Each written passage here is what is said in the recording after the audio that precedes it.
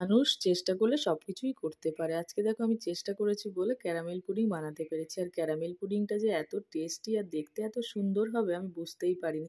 ১ম বার বানিয়েও যে আমি এতটা সাকসেস পাবো আমি বুঝতেই পারিনি। তো ক্যারামেল পুডিংটা বানানোর জন্য ১মে আমি ব্রেডগুলোকে সাইড থেকে কেটে নিয়েছি।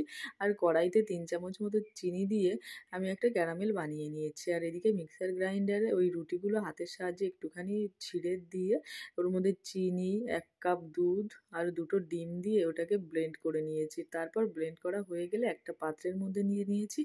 আর পাত্রটার মধ্যে না ২টো ছিদ্র ছিল। সেই ছিদ্রটাকে কিন্তু আমি কাগজ দিয়ে বন্ধ করে দিয়েছি। নইলে যদি হাওয়াডুবিটা না জমে যায় তার জন্যই আমি এটা করেছি। তারপর একটা কড়াইয়ের মধ্যে জল দেওয়ার পর ওর মধ্যে একটা টিস্যু দিয়েছি। তারপর টিস্যুর উপর কিন্তু আমি ওই পাত্রটা চাপিয়ে দিয়েছি। একটা উপর থেকে ঢাকনা দিয়ে ঢেকে দিয়েছি। তারপর দেখো মাঝখানে কিন্তু আমি একবার একটা কাঠি দিয়ে ওটা চেক করে নিয়েছিলাম ওটা হয়েছে কিনা। কিন্তু হয়ে যাওয়ার পর আমি ওটাকে দেখো একটা চাকুর সাহায্যে সাইডটা কেটে নিলাম। কেটে নেওয়ার পর একটা পাত্রে ওই যেটার মধ্যে ক্যারামেলটা বসাতে দিয়েছিলাম সেটা উপুড় করে ঢেলে দেওয়ার পর এত সুন্দর দেখাচ্ছে ক্যারামেলটা। দেখো আমার ক্যারামেলটা রেডি হয়ে গেছে। তো এই ক্যারামেল বানাতে যে এত সহজ আর এত সহজেই ক্যারামেল হয়ে যায় আমি বুঝতেই পারিনি।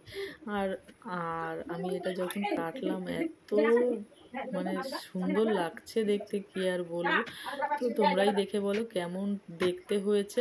আর খেতে কিন্তু দুর্দান্ত হয়েছিল। ভালো লাগলে লাইক করো, সাবস্ক্রাইব করো।